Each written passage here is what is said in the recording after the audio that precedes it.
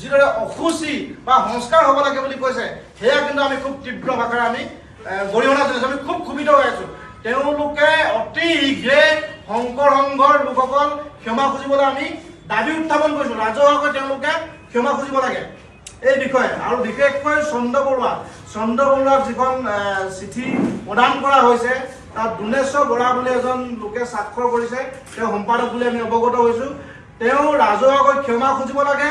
লগতে শংকৰদেৱ সংঘৰ যিসকল মূল পদাধিকাৰ আছে, তেওঁলোকে বিষয়টো স্পষ্ট কৰিব লাগে আৰু এই দুনেশ্বৰ বৰাক তেওঁলোকে বিহিত ব্যৱস্থা গ্ৰহণ কৰিব লাগে। অন্যথা কিন্তু আমি স্পষ্ট কৈছোঁ যে টাই আহোম যুৱ পৰিষদ অসমে উজনি অসমত সম্পূৰ্ণভাৱে শংকৰ সংঘৰ যিকোনো অনুষ্ঠান কিন্তু বাধা দিয়া, তেওঁলোকে যদি কিবা অনুষ্ঠান আয়োজন কৰিবলৈ যায়, তাত কিন্তু আমি টাই আহোম যুৱ পৰিষদ অসমে সম্পূৰ্ণৰূপে বাধা প্ৰদান কৰিম। কিন্তু প্ৰয়োজন সাপেক্ষে আমি অসম বন্ধ দিম তেওঁলোকৰ অনুষ্ঠানৰ দিনটোত, নতুবা আমি জিলাখনৰ কিন্তু আমি বন্ধ দিবলৈ আমি বাধ্য হ'ম, যেতিয়ালৈকে দ্ৰোণ বৰুৱাক তেওঁলোকে ক্ষমা নোখোজে আৰু এই বিষয়টো তেওঁলোকে যেতিয়ালৈকে স্পষ্ট নকৰে, তেতিয়ালৈকে কিন্তু উজনি অসমত শংকৰ সংঘৰ কোনো অনুষ্ঠান আমি হ'বলৈ নিদিওঁ।